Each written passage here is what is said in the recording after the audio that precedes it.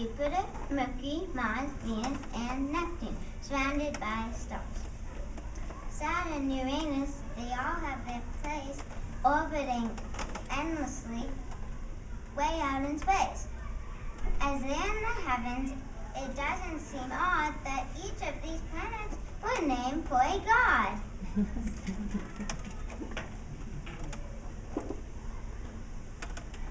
Aqueducts.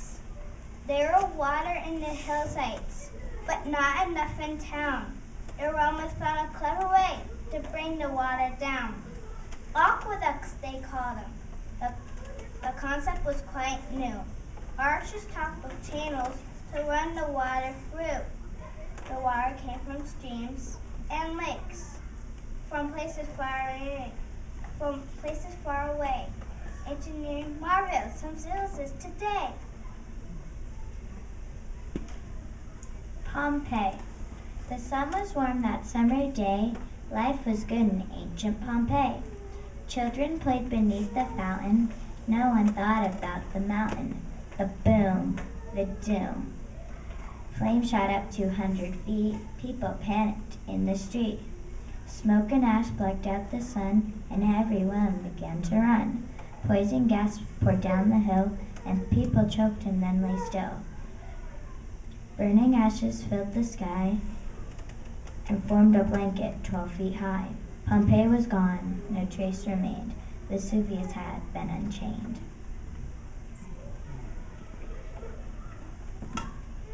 Galen was a doctor and man of science too. His patients bragged about his skills. His reputation grew. 500 books on medical. He wrote to let folks know the structure of anatomy, where everything should go.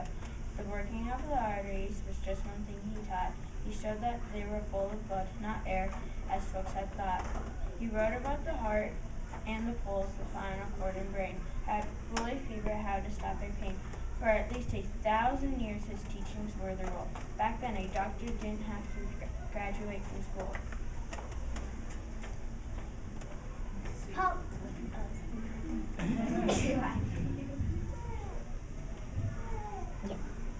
Public baths. It's hard to be clean with no plumbing at home, but that was no problem for people in Rome. They built public baths that were lavishly planned, models of luxury, splendid and grand. There were hot rooms and steam rooms and pools that were cold, tubs made of marble with faucets of gold. There were gardens and terraces and rooms of all sorts, libraries, reading rooms, spaces for sports. Friends meet with friends, it was quite a routine. They had a great time, and they also got clean.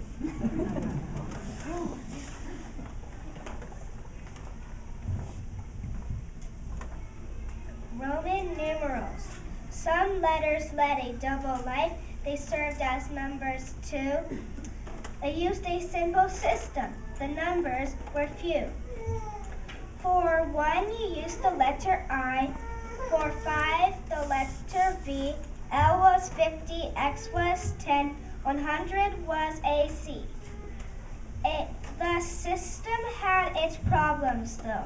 When numbers got too high, the Romans weren't able to divide or multiply. Their numerals were useful, but it's very clear to me that we are served much better by our numbers 1, 2, 3.